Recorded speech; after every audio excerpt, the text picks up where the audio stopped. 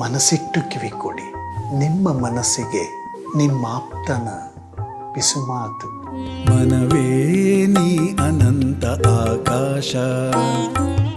ಈ ಸಾಮಾಜಿಕ ಸಂಸ್ಥೆಗಳು, ರಾಜಕೀಯ ವ್ಯವಸ್ಥೆಗಳು, ವ್ಯಕ್ತಿಗಳು ಹೀಗೆ ನಾನಾ ಕಾರಣಗಳಿಗೆ ಮತ್ತು ಕಾರ್ಯಗಳಿಗೆ ತಾವಾಗಿಯೇ ಸಲಹೆನ ನಿರೀಕ್ಷೆ ಮಾಡ್ತಾರೆ. ನಮಗೆ ಸಲಹೆ ಬೇಕು ಅಂತ. ಇದಕ್ಕೋಸ್ಕರ ಆಯಾ ಕ್ಷೇತ್ರಗಳಲ್ಲಿ ಪರಿಣಿತರು ಸಾಧಕ ಬಾಧಕಗಳನ್ನ ಗಮನಿಸಿ ಏನು ಮಾಡ್ತಾರೆ, ಸೂಕ್ತ ಸಲಹೆಗಳನ್ನು ನೀಡ್ತಾರೆ.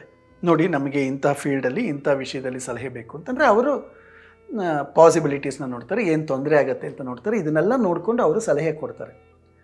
ಸಲಹೆಗಳನ್ನು ಪಡೆಯುವುದಕ್ಕೆ ಮುಂದಾಗುವಂತಹ ವ್ಯಕ್ತಿಗಳು ಮತ್ತು ಸಂಸ್ಥೆಗಳು ಅದೊಂಥರ ಓಪನ್ ಮೈಂಡ್ ಸೆಟ್ನಲ್ಲಿ, ಒಂದು ರೀತಿಯಲ್ಲಿ ವಿನಯವಾಗಿದ್ದು ಮತ್ತು ಬೆಳವಣಿಗೆ ಮತ್ತು ಪ್ರಗತಿಗೆ ತೆರೆದುಕೊಂಡಿರುವಂತಹ ಲಕ್ಷಣಗಳನ್ನು ಪ್ರತಿಫಲಿಸ್ತಾರೆ. ಯಾರು ಸಲಹೆಗಳನ್ನು ಸ್ವೀಕರಿಸಲಿಕ್ಕೆ ಸಿದ್ಧವಾಗ್ತಾರೋ ಅಂದರೆ they are ready to grow ಅಂತ. ಉತ್ತಮ ನಿರ್ಧಾರಗಳನ್ನ ತೆಗೆದುಕೊಳ್ಳೋದಕ್ಕೆ, ತಪ್ಪು ಹೆಜ್ಜೆಗಳನ್ನು ಇಡದೇ ಇರೋದಕ್ಕೆ ಮತ್ತು ತಮ್ಮ ಕಾರ್ಯಕ್ಷಮತೆಯಲ್ಲಿ ವಿಶ್ವಾಸಾರ್ಹತೆಯನ್ನು ಬಲಪಡಿಸೋದಕ್ಕೆ ಇವರೇನು ಮಾಡ್ತಾರೆ, ಸಲಹೆಗಾರರು ನೆರವಾಗ್ತಾರೆ. ಸಹಕಾರದ ಸಂಸ್ಕೃತಿ ಮತ್ತು ಕಲೆಕ್ಟಿವ್ ರೆಸ್ಪಾನ್ಸಿಬಿಲಿಟಿ ಮತ್ತು ಲರ್ನಿಂಗ್ ಪ್ರಾಸೆಸ್ನಲ್ಲಿ ಕಂಟಿನ್ಯೂಟಿ, ಇದನ್ನೆಲ್ಲನ ಕಾಪಾಡಿಕೊಳ್ಳೋದಕ್ಕೆ ನಾವು ಅಹಂಕಾರವನ್ನು ಬದಿಗಿಟ್ಟು ಸಲಹೆಯನ್ನು ಪಡ್ಕೊಳ್ಬೇಕು.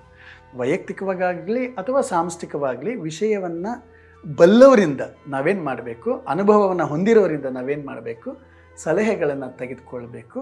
ಇದರಿಂದ ಬೆಳವಣಿಗೆ, ಅಭಿವೃದ್ಧಿ, ಪ್ರಗತಿ, ಇದರ ಲಕ್ಷಣಗಳನ್ನೆಲ್ಲ ಇದು ತೋರಿಸೋದು. ಅದಕ್ಕೋಸ್ಕರ ಸಲಹೆ ಬೇಕು. ಇವರು ಸಲಹೆಗಾರರು. ನಾನೀಗ ಮಾತಾಡೋದಕ್ಕೆ ಹೊರಟಿರೋದು ಸಲಹೆಕೋರರು.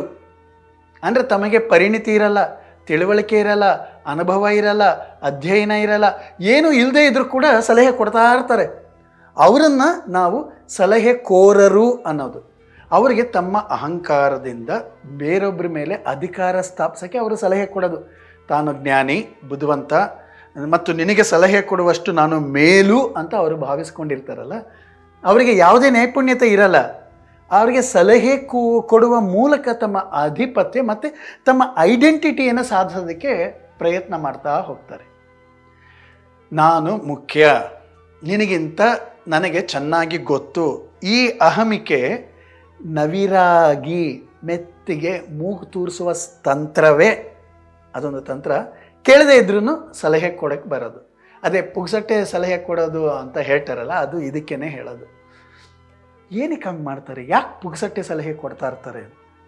ಅವ್ರಿಗೇನೋ ಭ್ರಮೆ, ತಾವು ಸಲಹೆ ಕೊಡುವಷ್ಟು ಜ್ಞಾನಿಗಳು ಅಂತ. ಇದನ್ನು ಸೈಕಾಲಜಿನಲ್ಲಿ ಡನ್ನಿಂಗ್ ಕ್ರುಗರ್ ಎಫೆಕ್ಟ್ ಅಂತ ಹೇಳ್ತಾರೆ. ಡನ್ನಿಂಗ್ ಕ್ರುಗರ್ ಎಫೆಕ್ಟ್ ಅಂತಂದರೆ ವಾಸ್ತವದಲ್ಲಿ ಅವರು ಅರಿವುಗೇಡಿಗಳು. ಅವರಿಗೆ ತಿಳುವಳಿಕೆ ಇರಲ್ಲ ಅಥವಾ ಅಲ್ಪಜ್ಞಾನ ಇರ್ತದೆ, ಆದರೆ ತಮಗೆ ತಿಳುವಳಿಕೆ ಅಗಾಧವಾಗಿದೆ ಅಂತ ಅವರು ಭಾವಿಸ್ಕೊಂಬಿಟ್ಟಿರ್ತಾರೆ. ತಮ್ಮ ತಪ್ಪು ಹೆಜ್ಜೆಗಳನ್ನು ಗುರುತಿಸ್ಕೊಳ್ಳೋದ್ರಲ್ಲಿ ಅವ್ರಿಗೆ ಎಚ್ಚರಿಕೆ ಇರೋದಿಲ್ಲ. ಆದರೂ ಅಗತ್ಯಕ್ಕಿಂತ ಹೆಚ್ಚು ಆತ್ಮವಿಶ್ವಾಸ ಇರುತ್ತೆ ಅವರಿಗೆ. ಮತ್ತು ತಮಗೆ ಅರಿವು, ಅನುಭವ, ಅಧ್ಯಯನ ಇಲ್ದಿರೋ ವಿಷಯದಲ್ಲಿ ಕೂಡ ಅದೇನು ಮಾಹ ಅನ್ನೋ ಥರ ಆರಾಮವಾಗಿ ತುಂಬ ಕಾನ್ಫಿಡೆಂಟಾಗಿ ಸಲಹೆಗಳನ್ನು, ಸಜೆಷನ್ಸ್ನ ಕೊಡ್ತಾ ಹೋಗ್ತಾರೆ. ಇನ್ನು ಕೆಲವರು ಎಂಥದ್ದು ಗೊತ್ತಾ, ತಮ್ಮದೇ ಆದಂತಹ ಅಗತ್ಯಗಳನ್ನು, ಆಶಯಗಳನ್ನು ತಮಗೇ ಗೊತ್ತಿಲ್ಲದಿರೋ ಹಾಗೆ ಸಲಹೆ ಮೂಲಕ ಕೊಡೋದು. ಅದನ್ನು ಈಗ ಅವ್ರದ್ದೇನೋ ಇರುತ್ತೆ ಅಗತ್ಯ, ಅವ್ರದ್ದೇನೋ ಆಸೆ ಇರುತ್ತೆ, ಅದನ್ನು ಸಲಹೆಯ ಮೂಲಕ ಅದನ್ನು ಎಕ್ಸಿಬಿಟ್ ಮಾಡ್ತಾ ಹೋಗೋದು. ಅವ್ರಿಗೇನೋ ಆಸೆ, ನಿರಾಸೆ, ಭಯಗಳೆಲ್ಲ ಇರ್ತದೆ. ಹಾಗಾಗಿ ನೀನು ಹಾಗೆ ಮಾಡಬೇಡ, ತೊಂದರೆ ಆಗತ್ತೆ ಅಂತ ಕೆಲವರು ಭಯವನ್ನು ತೋರಿಸೋದು. ಅವ್ರದ್ದು ಭಯ ಇರುತ್ತೆ, ಅದನ್ನು ತೋರಿಸೋದು. ಇದನ್ನು ಮಾಡಿದ್ರೆ ಒಳ್ಳೆಯದಾಗತ್ತೆ, ಅದನ್ನು ಮಾಡಿದ್ರೆ ಕೆಟ್ಟದಾಗತ್ತೆ, ಹಂಗೆ ಮಾಡಬೇಡ ಅಂತ ಅಂದ್ಬಿಟ್ಟು ಸಲಹೆ ಕೊಡೋದೇನು ಅಂತಂದರೆ ಅವರವರ ಆಸೆ ಮತ್ತು ಭಯಗಳ ಕಾರಣದಿಂದ ಆಗಿರುತ್ತೆ. ಈಗ ನೋಡಿ, ಯಾರೋ ಒಬ್ಬ ವ್ಯಾಪಾರಿ ತನ್ನ ವ್ಯವಹಾರದಲ್ಲಿ ವಿಫಲನಾಗಿರ್ತಾನೆ, ಇನ್ನೊಬ್ರಿಗೆ ಹೇಳ್ತಾನೆ, ಆ ಸಾಹಸ ಮಾಡಬೇಡ, ಅದರಿಂದ ನಷ್ಟ ಆಗುತ್ತೆ ಅಂತ ಸಲಹೆ ಕೊಡ್ತಾನೆ. ಆ್ಯಕ್ಚುಲಿ ಅದು ಅವನ ಹಿಸ್ಟ್ರಿ ಹೊರತು ಅವನೊಬ್ಬ ಪರಿಣಿತನೋ ಅಥವಾ ಸ್ಕಿಲ್ಫುಲ್ ಸಜೆಷನ್ ಏನು ಆಗಿರೋದಿಲ್ಲ. ಅವನ ಹಿಸ್ಟರಿಯನ್ನು ಬೇಸಾಗಿಟ್ಕೊಂಡು ಅವನೇನು ಮಾಡ್ತಾನೆ, ನಿಮಗೆ ಸಲಹೆಯನ್ನು ಕೊಡ್ತಾ ಇರ್ತಾನೆ. ಬಹಳಷ್ಟು ಸಂಸ್ಕೃತಿಗಳಲ್ಲಿ, ಅದರಲ್ಲೂ ನಮ್ಮ ದೇಶದಲ್ಲಿ ಸಲಹೆ ಕೊಡೋದು ಅಂತಂದರೆ ನಿನ್ನ ಮತ್ತು ನಿನ್ನ ಜೀವನದ ಬಗ್ಗೆ ನಮಗಿರುವ ಕಾಳಜಿಯನ್ನು ವ್ಯಕ್ತಪಡಿಸೋದು ಅಂತ. ಹಿರಿಯರು ಈ ಚಿಕ್ಕವರು ಕೇಳದೇ ಇರಲಿ, ಹಿರಿಯರು ಧಾರಾಳವಾಗಿ ಹೇಳ್ತಾ ಇರ್ತಾರೆ, ಹೀಗೆ ಮಾಡು, ಹಾಗೆ ಮಾಡು, ಹೀಗೆ ಮಾಡಬೇಡ, ಹಾಗೆ ಮಾಡಬೇಡ, ಜೀವನದಲ್ಲಿ ಹಿಂಗಿರಬೇಕು, ಯಾಕೆ ಹಾಗಿರಬೇಕು ಅಂತ ನಿರರ್ಗಳವಾಗಿ ಸಲಹೆಯನ್ನು ಕೊಡ್ತಾ ಇರ್ತಾರೆ. ಅವರು ಅದು ಸಮಯೋಚಿತವಾಗಿದ್ದರೆ ಅಥವಾ ಕೇಳೋರು ಬಯಸಿದರೆ ಅದು ಸಲಹೆ ಆಗತ್ತೆ. ಇಲ್ಲ ಅಂತಂದರೆ ಬರೀ ಈ ಬೋಧನೆ ಆಗತ್ತೆ, ಅವ್ರು ಯಾರು ಕೇಳಿಸ್ಕೊಳ್ಳೋದಿಲ್ಲ. ಸಲಹೆ ನಿರ್ದಿಷ್ಟವಾಗಿ ಇರಬೇಕು ಮತ್ತು ಸಹಕಾರಿಯಾಗಿ ಇದ್ದರೆ ಮಾತ್ರ ಕೇಳುಗರಿಗೆ ಮುಟ್ಟೋದು. ಕೆಲವರಂತೂ ಸಹಕರಿಸೋ ಬದಲು, ಸಹಾಯ ಮಾಡೋ ಬದಲು ಅಗತ್ಯನೇ ಇಲ್ದಿರೋಂಗೆ ಧಾರಾಳವಾಗಿ ಸಲಹೆ ಕೊಡ್ತಾ ಇರ್ತಾರೆ. ಅದನ್ನೇ ತಮ್ಮ ದೊಡ್ಡ ಉಪಕಾರ ಅಂತ ಭಾವಿಸ್ತಾರೆ. ಅವರಿಗೆ ನಾವು ಹೇಳೋದು ಸಲಹೆಕೋರರು ಅಂತ. ಸಹಕಾರಿಯಾಗಿ, ಸರಳವಾಗಿ, ಸಹಾನುಭೂತಿಯಿಂದ ಹೇಳೋರಾದರೆ ಅವರು ಸಲಹೆಗಾರರು. ಸಲಹೆಕೋರರು ಇದರಲ್ಲ, ಕೋರರು ಅವರು ನಿಜವಾದ ರೆಸ್ಪಾನ್ಸಿಬಿಲಿಟಿಯಿಂದ ತಪ್ಪಿಸ್ಕೊಂಡ್ಬಿಡ್ತಾರೆ.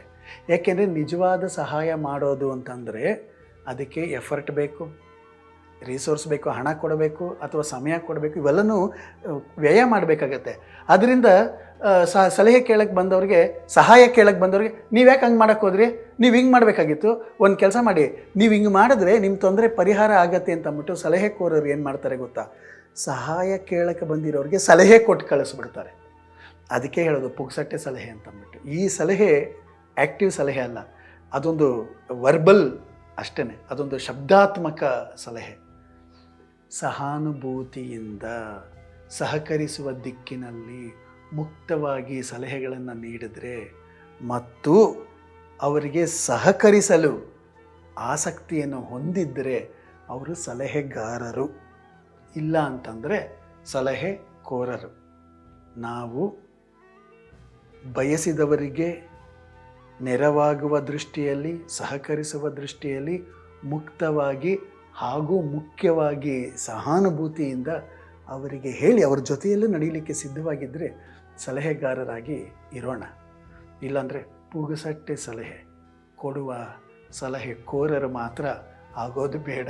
ಯಾಕೆಂತಂದರೆ ಅವ್ರು ನಮ್ಮನ್ನು ಬೈಕೊಳ್ತಾ ಇರ್ತಾರೆ, ಕೇಳಿಸ್ಕೊಳ್ಳಲ್ಲ, ಸುಮ್ಮನೆ ನಮ್ಮ ಬಗ್ಗೆ ಬೇಸರ ಪಟ್ಕೊಳ್ತಾರೆ ಮತ್ತು ಅವರಲ್ಲಿ ಅನಗತ್ಯವಾದಂಥ ಸ್ಟ್ರೆಸ್ ನಾವು ಕ್ರಿಯೇಟ್ ಮಾಡಿರುವಂತಹ ತಪ್ಪಿನ ಕೆಲಸ ನಮ್ಮದಾಗ್ತದೆ. ಹಾಗೆ ಮಾಡೋದು ಬೇಡ ಅಷ್ಟೆ.